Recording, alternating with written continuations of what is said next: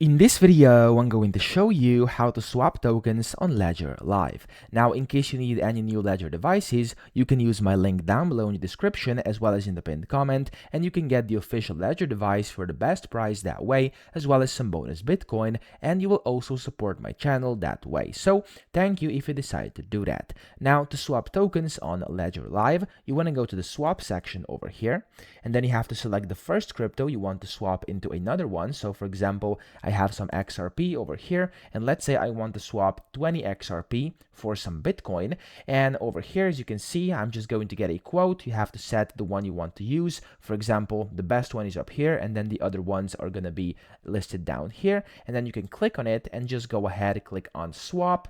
And here you can just connect and unlock your device, and whenever you do that, you're going to have to confirm your swap, and when you confirm it on your physical Ledger device, you'll then be able to basically swap the crypto. So that's how easy that is. I hope this video helped you out. If it did, please subscribe to the channel and help me out as well.